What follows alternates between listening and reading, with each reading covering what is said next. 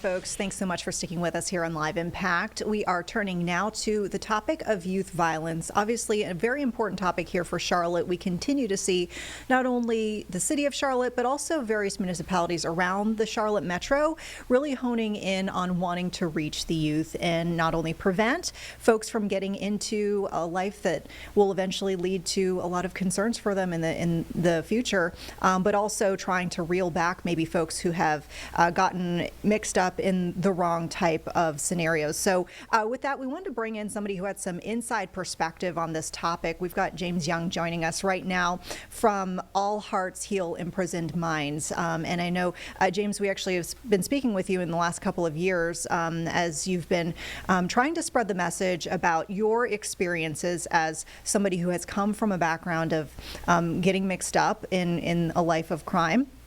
Specifically participation in gangs, and what worked for you coming back from that, and how we could apply that to other young people who might be in a similar situation. Thanks so much for being with us today. Thanks for having me. Appreciate you, Vanessa. Yeah, tell us a bit about some of your newest developments, because I know that you have been sharing some information about various books that you've been putting out there. I mean, you're dedicated to getting this message out. Absolutely. I'm working with the Department of Juvenile Justice. I'm working inside alternative schools. I created something called the Pawn to King credible messaging program, right? It's been helping out 165 young adults, man, that has been impacted by gun violence and gang violence. So I created this because of my own experience, right? As I spoke to you before, I've been a part of gangs, I've been a part of drugs, deals, et cetera, at a young age. But how do we break that pattern, right? We got to break that pattern by breaking the G code. You know, the G code is what everybody thinks is very important in the streets. So I said, all right, how do we break the G code? Let's create something different. I him code, the I him code, right? I him code is simple. We think before we move, we speak truth, not just stay silent, and we don't hide feelings. We learn how to control them. But in the G code, it says you don't talk. You react quick and never let anybody see you feel it. So this is why we see the things happening in our community. They're not allowed to express themselves. Yeah, I mean, I remember when the last time we conversed, you told me about your background and how you came to a revelation about where your life was heading and how you wanted to turn it around. And you mentioned that you got busted for transporting drugs across state lines on behalf of a gang, and you were sitting in your prison cell on Rikers Island, and I remember your phrase was, "It's all a facade." Absolutely. Just like, I guess, dive into that if you could, and maybe specifically as it relates to some of the expectations that folks might have placed on them as being part of these groups. Maybe it is not expressing themselves. Maybe it's other things. What is your take? I believe a lot of our kids, even myself at the time, was in survival mode, right? And, you know, when you're in survival mode, you don't really see the things that's happening around you as reality. You got to get into what they call a leadership mindset. And a lot of our young adults is followers instead of leaders. You don't need a new life, man. You need a new code. And that's why I created the I Am Code. When I did what I did back in the days when I was 14, 15 years old, I had other people controlling my mindset, right? But when you get older, man, you do away with toys, right? You become a young man and you become a leader. You know, a lot of us, man, we've been counted out. So the reason why I'm out here in these streets 18 hours a day, man, I let these kids understand, right? No part of, I mean, this is serious. Like, we need to understand this, right? A lot of our kids are counted out and they misunderstood and labeled as a problem. You're not a mistake. You're a move waiting to be made. And this is what I tell every young adult that I'm cross and faced with every day inside the DJJ. You're not a mistake, man. You're one move away from making the right decision. I love that. I love that messaging. When we also last spoke, I remember you told me how you are working on trying to spread this message in different states. So you do a lot from back home where your roots are up north, but also working in South Carolina. When we last checked in with each other, you had some dreams of maybe getting into the Charlotte area, considering all of the headlines that we've been seeing over the last few years regarding youth violence. How are things going on that front?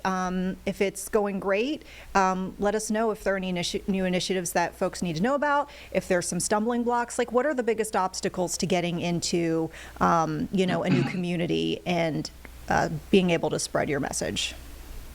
Oh man, it's been hectic, and I'm glad that I'm able to talk to you about that. I've been working inside group homes. I've been working inside these alternative schools, and sometimes you get complacent, right, from the job that you really want to do, but you're hindered because of your background, right? They don't understand that your background don't define who you are or who you're becoming. So a lot of people, when you want to get into these doors, they do a background check on you and they like, oh, well, you had a drug charge back in 1989, 1990. I don't think you fit the criteria, right? Mm-hmm. But that's wrong. A credible messenger knows exactly what young adults are going through. They can empathize because they was once doing the same things that the young kids are doing nowadays. I go in there, I share my experience, I share my book, right? How the hell did I get here? It's a very good book. I share everything that I've done as a young adult all the way up to my adulthood. And why would you not let me go in there and help these kids? I don't understand. So I've been going through the back door, going through DSS, going through DJJ, going to the colleges, talking to young adults about reentry, healing, trauma, mental health. That's very important. It's very important. But it's been a downhill slope, Vanessa. Mm-hmm. Um, I came down to Charlotte last month. I met a couple people out there at the college, man. I'm gonna be honest with you. We have the idea what we want to do, but nobody's initiating. You want to do something, but you got to move. You got to take that step, like playing chess, right? When you're Mm-hmm. playing chess, you got to move forward. You can't just have a thought without moving it. Does it feel like it's a lack of leadership that's like not getting things to move forward? Does it feel like folks are just talking and just waiting for other folks to make the first move? I guess what's the hang up there? I think that's exactly what it is. I have a quote by Bob Marley that I love, right? He said, "You will never find justice in a world where criminals make the law." That's interesting. Do you want to unpack that a little bit? You know what I'm saying? And it's true. Because when you're dealing with people that really don't know where you come from, they might make laws just for the individuals that are doing crime, but not building on why they doing the crime. Where's the programs at for these young adults? You know what I'm saying? Mm-hmm. Why are they doing this? Why when you asking this question, why are you not implementing something for that problem? Those closer to the problem is the solution, right? So why are we not out there building something and trying to find out why these young adults are doing what they're doing? And once we do that, why are we not there implementing change? We're busy talking, but we're not acting on it. I mean, obviously, one of the reasons why we wanted to have you on was your book that you just put out. Also, I think it's pretty timely because we're getting into the warmer months. It's almost May. We're getting closer to summertime. We start to see the school element removed from kids' lives as they go on summer break. Any thoughts that you have for the community as we look ahead to the summer? Are there things that we should be putting into place now to make sure that kids aren't even getting off track? You concerned at all with what the summer could bring? I am. We sweep certain things under the rug, right, Vanessa, because we want to make sure that the rich is enjoying themselves downtown in Charlotte and downtown in Greenville, South Carolina. But we still have problems that are among us, around us, right? And I hate it, man. When school is out, that's when crime definitely elevates. They have nothing to do. We have no programs. The PAL, the Police Athletic League, they charge you. They charge parents for the kids to join. Some people don't have the financial support, right? And this is where credible messages come in at. We're on the streets. We're doing basketball tournaments. We're doing football tournaments. We're doing cookouts that's coming up in July. We're doing a father and son basketball and grill tournament for young adults to get an idea of the guy that you're beefing with in school. His father and your father went to school together. So there shouldn't be a reason why you guys are shooting at each other. So why don't we bring that mediation together? Bring a father in, bring a son in. Let's talk to our sons and let them know, like, look, I know him. We have a good rapport. I don't think y'all should be beefing over colors. Another thing I'm kind of curious about, since obviously this is like a program that you've been working on for many years, has it evolved at all, or are you seeing any special circumstances as the years go by and we start to see new factors? Like, for example, I think about social media and how that can play a big role in things. Like, for example, here in Charlotte, we have a big thing that police have been trying to crack down on, the street takeovers, where we actually over the past weekend had a situation where folks stopped the interstate and they were lighting fires in the interstate, stopping. Yeah, and a lot of the elements, though, that we see involved with these street takers is not just the actual action of getting together, but also filming it, putting it on social media, making sure that other people are seeing what you're doing. And I'm sure there are other, types of, maybe crimes or mischief, if you will, that maybe has a social media element. Do you hear that as something that kids talk to you about as maybe a driving force or a big factor in why they do what they do? It is, and I hate to say that. You have to take out the phones and the laptops. I mean, as a parent, right? You have to be a parent. I know a lot of parents is like, well, I'm the only one here. I'm the only mother here. I'm the only father here, right? But still, at the end of the day, you're still a parent. Okay? No matter what, you're still a parent. And you have to parent your kids. You have to parent your kids. And if you don't do it, guess who's going to do it? Social media, right? Social media definitely will. And that's why I'm always on social media. I don't know if y'all heard about the Drop Your Flag Challenge.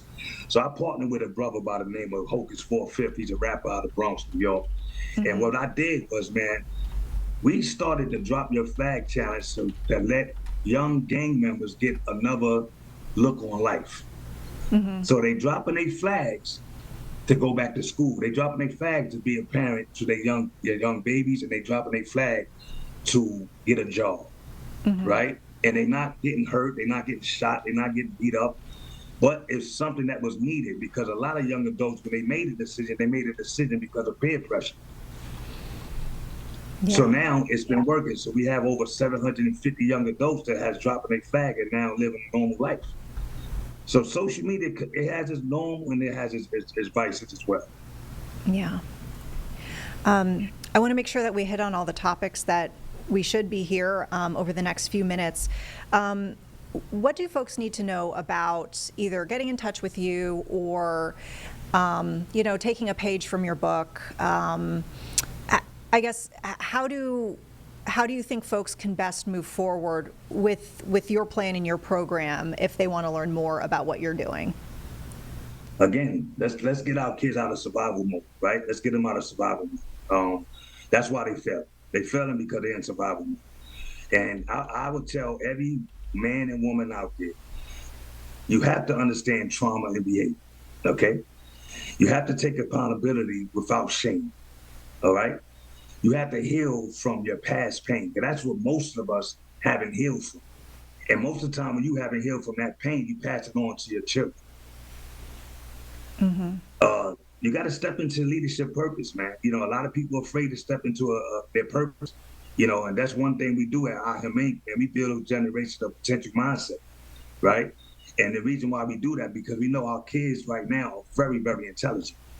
They know more things about a computer and a phone than we do. So what we have to do is sit down next to them and learn what they learn and teach them what we have learned in the past. Yeah.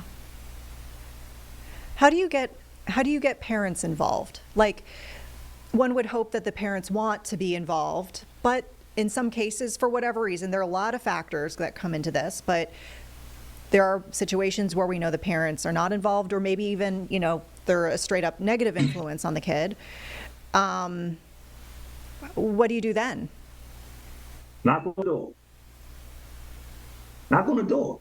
If it's very important to you, if you had the consciousness to call a police or call a social worker and say you need help with your kid, and you don't show up, guess what the next move is? For me to come and knock on their door. Hey, it's Tommy here. What's your name? Introduce yourself, and then every day you keep coming back. You keep coming back, right?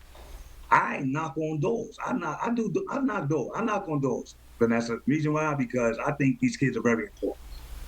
I am not dropping the ball on no kid out here in these streets, in these neighborhoods, in these communities, because I know they need all the support they need right now, because trauma is real.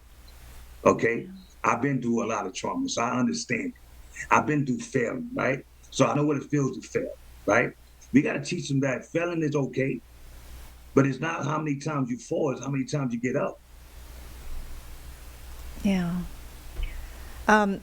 When you do speak with the parents, what do you find is maybe their explanation or reasoning for maybe why they're not more involved? What do they tell you usually? They don't have a vehicle. I can't make it here. I'm working late nights. I'll be tired. So this is where organizations come in. When you know a parent wants your help, wants the support, guess what we have to do? We have to give it to them. Find a van, find a car, pick the kid up. The kid might have a behavior outburst, right? Go get him. Tell him to go get something to eat. He might just be hungry. Mm-hmm. He or she might be hungry, right? Come on, let's go out to eat and let's go talk. What's on your mind? This is what you call behavior modification, right? And you're finding that the niche of why these kids are acting up. I I applaud your personal touch here. I mean, you talk about knocking on doors, picking up the kid, having the conversations, taking the time. That's a lot of emotional and physical and mental labor. How do you multiply that over XYZ number of kids? I mean, I can see where, you know, that can work for, maybe a certain number of kids, but how do you extrapolate that? Do you have other volunteers that help with this? Do you need other volunteers to do that? I'm glad you said that. You hit it right on the nose. And we do need more volunteers. Not even volunteers. We give out stipends for those that want to come out and help. And the reason why we give out stipends, because again, nobody wants to do things for free, right? Do I have help? Yes, I have help. I have to shout out United Way. I have to shout out Goodwill for constantly being there to help out these young adults, giving them books, clothing, et cetera, food. But it's still lack. We lack in an area or a void where mental health has to be addressed. Mental health has to be addressed. And you can't do that from sitting in back or right here, sitting at your computer. You have to be up close and personal with these kids. You have to be at the front door. So that's what I do. I wind up going to the door, and I'm the one that marched the streets, and I'm the last man standing. You know, I love team ball. So you have to put people in place that's going to play their part. Mm-hmm. Any suggestions in North Carolina? Anybody? Please reach out to Vanessa. Reach out to me. We have a problem, and it's a plague. Our kids are killing each other. Yeah. I'm pretty sure everybody's tired. Yeah. I mean, We no doubt wake folks up. want a solution. We wake up every day and something happens. I have not seen one day. I have not seen North Carolina, Charlotte, North Carolina, or Greenville, South Carolina, that it has not been a shooting amongst a young adult. Yeah. Yeah. So what are we doing? The talk is over, Vanessa. We got to stop talking and we got to put in action. You got to put in an action plan. And if you're looking for an action plan, I Him Inc. is the action plan. Let's join together. Let's partner together. Let's get in these streets and let's change the world. Michael Jackson did it years ago. I don't know if anybody's seen the movie, but he took the Bloods and the Crips and he made them choreography for him. He stopped the beef. We can do the same exact thing. Well, once again, I applaud the work that you're doing and your passion too. Like I mentioned a few moments ago, I mean, there's no doubt that folks want to see a solution. They want to see the situation resolved. And I think, kind of to your point, it's going to take a lot of folks who are invested in this, very passionately and actually taking action to make it work. So. It's really hard, man, when you're seeing kids going through the same thing that you went through at a young age. Even when you're talking to them, like I'm talking to these kids and I'm hearing they want the help, but they're so caught up in the identities, right, of trying to prove themselves to people that don't even care about them. You understand? Like, and I'm like, no, I went through that same trial and error. I went through that journey. I found out the hard way. Yeah. Doing 14 years inside the in the institution is not a good thing. It's not. You have to be one strong individual to come out with everything intact. Okay. Mm-hmm. I told you my story. I got jumped by some correction officers and broke both sides of my ribs up, and I still made it home. Right. I made it home because I had a purpose.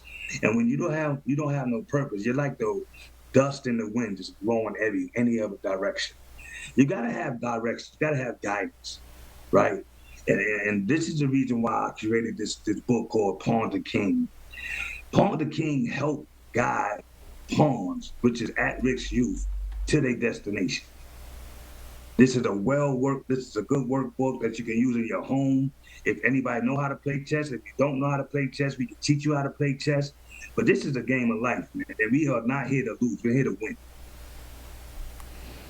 Well, this has been a great conversation. James, thank you so much. Once again, folks at home, James Young, the group is All Hearts Heal Imprisoned Minds, and there are a few pieces of literature out there, but the most recent one you actually held up for us, so hold it up for us again, Pawn to King, so we can let folks know once again if they want to learn more about that. James, thank you. We hope to keep in touch with you and let us know how things are going. Yes, Vanessa, and I love what you're doing. I see you out there working hard, and it's very passionate. I love you guys up there, man. Y'all doing great. You need to get me there. I need to get to that studio. We need to talk. Well, come on over to Charlotte. I know you said you were willing to make the drive, but I didn't want to, force you on a weekday if it was too much of a drive for you. But come on over next time you're in town. Let us know. Yes, ma'am. I will. Thank you. You guys take care, and I appreciate it. All right. Take care as well.